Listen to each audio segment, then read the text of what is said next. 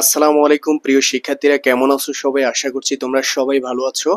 তোমাদের সাথে আজকে যে বিষয়টা নিয়ে শেয়ার করব সেটা হচ্ছে রাজশাহী বিশ্ববিদ্যালয়ে তুমি পড়তে আসবা, যারা নবীন রয়েছো তোমাদের মধ্যে একটা বিষয় খুবই উদ্বিগ্নতা কাজ করছে যে রাজশাহী বিশ্ববিদ্যালয়ে পড়লে প্রতি মাসে কত টাকা করে খরচ যেতে পারে, বা তুমি যে কন্টিনিউয়াসলি এখানে বসবাস করবা তোমার কত টাকা করে আসলে খাওয়া বা তোমার থাকা মানে কত টাকা করে যেতে পারে, ওইরকম একটা বর্ণনা দেব। অনেকে আমাকে ইনবক্সে জিজ্ঞেস করেছো বা অনেকে দেখি অনেক গ্রুপ থেকে আসলে এই তথ্যগুলো নেওয়ার জন্য খুবই কনসার্ন হয়ে পড়েছো, তাই তোমাদের জন্য ভাবলাম যে একটা স্পেসিফিক ভিডিও তৈরি করি এবং ওইটাতে ক্লিয়ারলি একটা ব্যাখ্যা দেবো যে আসলে তোমার কত টাকা করে যেতে পারে। তাই অবশ্যই ভিডিওটি প্রথম থেকে শেষ পর্যন্ত দেখলে তুমি ক্লিয়ার একটা ধারণা পেয়ে যাবা যে রাজশাহী বিশ্ববিদ্যালয়ে পড়াশোনা করার জন্য তোমার কত টাকা লাগতে পারে, বা 4 বছরে তোমার কত টাকা লাগতে পারে। এখানে যারা পড়াশোনা করতে আসছে মোস্ট অফ দা কিন্তু মধ্যবিত্ত এবং নিম্ন মধ্যবিত্ত ঘরের সন্তান। সো সবার কিন্তু জানার আগ্রহটা অনেক থাকে। যেমন বড়লোক হলে কিন্তু তোমার আর এইসব বিষয় সম্পর্কে কনসার্ননেসটা থাকতো না যে তোমার ফ্যামিলি থেকে নিতে পারবা। এখানে কিন্তু সবাই বড়লোক না। এবং তোমাদেরকে কথা বলবো যে টিউশন পেতে হলে কি করতে হবে এবং টিউশন পাওয়ার যে ক্রাইটেরিয়াগুলো রয়েছে বা টিউশন ব্যবস্থা কেমন এই ইউনিভার্সিটিতে, ওই বিষয়টা নিয়েও তোমাদের ক্লিয়ার একটা ধারণা দেব। সো প্রথমে বলি খরচটা নিয়ে কথা বলবো। সেটা হচ্ছে যে রাজশাহী বিশ্ববিদ্যালয়ে পড়ার জন্য দুইটা ক্রাইটেরিয়ার খরচ আছে। একটা হচ্ছে একাডেমিক খরচ, আরেকটা হচ্ছে থাকা খাওয়া বা তোমার যেই নিজস্ব খরচ বসবাসের জন্য। প্রথমে হচ্ছে নিজস্ব খরচ, সেটা হচ্ছে একাডেমিক যে খরচটা। প্রথমে তোমরা ভর্তি হয়েছে নিশ্চয়ই, অনেকে ভর্তি হয়ে গিয়েছো, বেশিরভাগ শিক্ষার্থী। সো ভর্তি যারা হয়েছে তোমাদের 7 থেকে 8 হাজার, কারো 10 হাজার, বা টোটাল 10 হাজারের মধ্যেই তোমাদের এনাফ মানে হয়ে গিয়েছে মোটামুটি। এখন ভর্তি হওয়ার পর তুমি যখন ইউনিভার্সিটিতে আসবা 3রা আগস্টে কিন্তু তোমাদের ক্লাসটা চলা শুরু করবে। সো 3 আগস্টের আগে যারা আসবা, যে ম্যাথস নেবা বা অনেকের কনসার্ননেস যে ম্যাথসের ভাড়া কিরকম হতে পারে। সো আমি আমার কথা বলি যে আমি মিডল ক্লাস মোটামুটি লাইফ লিড করি। সেটা হচ্ছে মিডল ক্লাস, একটা সিঙ্গেল রুমে থাকি। ওখানে মোটামুটি ভাড়া যায় 1700 টাকা। এবং তুমি চাইলে অবশ্যই এর থেকেও কম মানে টাকা দিয়ে ভাড়া নিতে পারবা। সেটা হচ্ছে 1000 টাকা রুমও আছে, সেটা 3 জন থাকবে বা 4 জন থাকে এরকম। 800 টাকা রুমও আছে। এখন তোমার সেটা হচ্ছে তোমার নিজের ওপর। সিঙ্গেল রুম 1500 টাকার উপরে যেতে হবে, এবং ডাবল রুমের জন্য মোটামুটি তোমাকে খরচ করতে হবে 1200-1300 বা 1400 টাকাও লাগতে পারে। এবং 3রা বা 3 রুমের যে সিটগুলো রয়েছে বা রুমগুলো রয়েছে ওখানে তোমার 1000 টাকা যেতে পারে। সো অবশ্যই সেটা হচ্ছে তোমার নিজের উপর নির্ভর করবে। এবং তোমার কারেন্ট বিল আছে, এর পাশাপাশি 200 টাকা গরমকালে আসে, এবং শীতকালে 50-30 টাকা বা 100 টাকা, এইরকমের বেশি যায় না। এরপর হচ্ছে ওয়াইফাই বিল 100 টাকা। সো টোটালি তুমি যদি মিডল ক্লাস লিড করতে চাও, সো তাহলে অবশ্যই তোমাকে 2000 টাকার মধ্যে আসলে হয়ে যাবে। এবং তুমি যদি আসলে আরেকটু লো কোয়ালিটির থাকতে চাও, যেমন 3 জন বা 2 জন করে থাকতে চাও, তাহলে 1500 টাকার মধ্যে তোমার থাকাটা হয়ে যাচ্ছে। এবং খানার বিষয়টা কথা বলি, সেটা হচ্ছে যারা খাওয়া দাওয়া করবা, তোমাদের কিন্তু 2-3টা সিস্টেম আছে। একটা হচ্ছে হোটেলে খাওয়ার বিষয়টা হচ্ছে সম্পূর্ণ আলাদা। ওখানে নিজের উপর ডিপেন্ডেন্ট। হোটেলে খাইলে 40 থেকে 50 টাকার মধ্যে খাওয়ার আছে, 30 টাকার খাওয়ারও আছে, এবং 80 টাকার খাওয়ারও আছে। সো নর্মালি যদি খাও মিডল ক্লাস মোটামুটি 40 থেকে 50 টাকার মধ্যে খেতে পারবা, বা 60 টাকাও যেতে পারে মাংস যদি খাও। তাহলে অবশ্যই সেটা তোমার নিজের উপর নির্ভর করে। এবং ম্যাসের সিস্টেমটা বলি, আমরা ম্যাসে খাই। ম্যাসের খাওয়ার মোটামুটি ঠিক আছে, বাট তুমি প্রথম আসলে একটু স্ট্রাগল করতে হবে। আমি যখন প্রথম আসি ইউনিভার্সিটিতে তখন কিন্তু আসলে ওই খাবারের স্বাদটা পাই না, বা তুমি একটা কন্টিনিউয়াসলি বাসায় খেয়ে আসছো বা ভালো একটা রান্না খেয়ে আসছো, কিন্তু এখানে আসার পর একটু লো কোয়ালিটির হলে তুমি সামান্য অসুস্থ ফিল করবা বা তোমার শরীর খারাপ হতে পারে।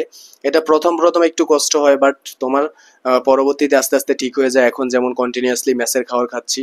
সো মেসের খরচটা হচ্ছে তোমার 80 টাকা। তুমি যদি সকালে খাও মানে সকাল সহ 80 টাকা, আর সকালে না খেলে তোমার 2 বেলা খাবার দিবে, দুপুরে এবং রাতে তোমার অবশ্যই 70 টাকার মধ্যে হয়ে যাচ্ছে। সো সকালের খাবারটা তোমার নিজের উপর নির্ভর। অনেকে দেখা গেছে সকালে ক্লাস থাকে, চলে যায় তাড়াতাড়ি, খেতে পারে না, বা অনেকে আসলে সকালে খায় না, ঘুম থেকে উঠে দেরি করে। সো এরকম সমস্যা থাকলে তুমি 2 বেলা খেতে পারো, 70 টাকা যাবে। মোটামুটি সব মেসের সিস্টেমে এক। সো ওখানে খাইতে পারো চাইলে।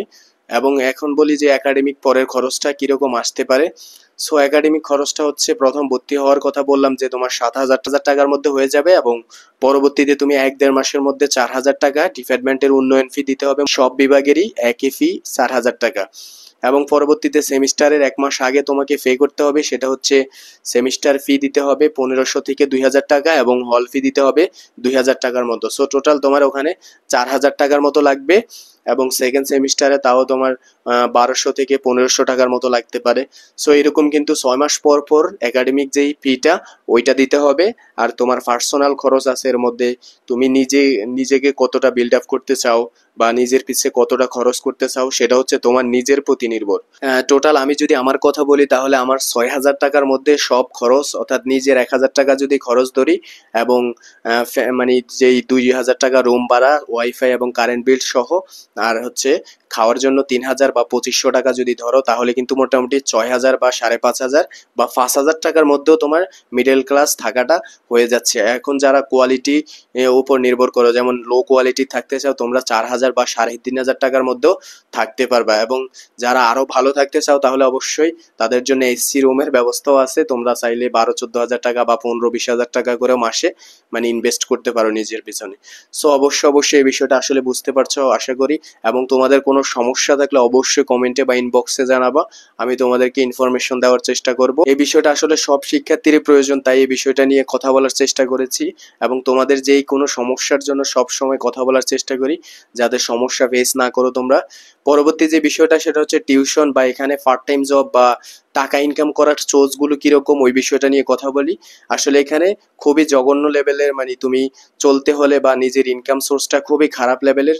তুমি যদি একটু বিবেচনা করো, টিউশন পেতে অনেক হার্ডওয়ার্ক করা লাগে এবং নিজে ওইটা বলবো না, বাট তোমাকে হার্ডওয়ার্ক করতে হবে প্রথমত। দ্বিতীয় হচ্ছে টিউশন পাওয়ার জন্য তোমার কিছু স্কিল লাগবে, সেটা হচ্ছে কানেক্টিভিটি থাকতে হবে অনেক অনেক। যেমন তোমার কোনো বড় ভাইয়ের সাথে কানেক্টেড থাকলে অবশ্যই ওই ক্রাইটেরিয়া ফলো করে তুমি কিন্তু ভাইকে যখন নিজের মনের কথা বলবা তখন অবশ্যই টিউশন বা পার্ট টাইম জবের ব্যবস্থা করে দিতে পারবে ভাই। অবশ্যই সেটা তোমার কানেক্টিভিটির উপর নির্ভর করবে। আর যেটা হচ্ছে তুমি এখানে চাইলে কোনো ব্যবসা বা বিজনেস করতে পারো অবশ্যই। অনেকে কিন্তু দোকান করছে, অনেকে কিন্তু ফুডের দোকানের সাথে অ্যাডজাস্ট আছে বা বিজনেস যার দ্বারা করেছে, অনেকে অনেকভাবে কিন্তু বিজনেস করাচ্ছে, কেউ দোকান দিয়েছে। সো এইভাবে কিন্তু তুমি চাইলে তোমার নিজের টাকাটা বা নিজের খরচটা নিজেই কন্টিনিউয়াসলি চালাতে পারো, সেটা হচ্ছে তোমার নিজের উপর ডিপেন্ডেড। এখন তুমি যদি ব্যবসা করতে এসে লজ্জা পাও তাহলে কিন্তু হবে না। তুমি একটা পাবলিক বিশ্ববিদ্যালয়ের শিক্ষার্থী হিসাবে তোমার নিজের ভিতরে অন্যরকম একটা মানে ফিল থাকতে হবে যে আমি কাজ করছি, আমার খরচ আমি নিজে কন্টিনিউয়াসলি চালাতে চাচ্ছি, তাই আমি যেই কোনো কাজ করতে রাজি, বাট এটাতে কোনো ধরনের লজ্জার বিষয় না। সো ওইটা কিন্তু তোমার নিজের উপর ডিপেন্ডেড।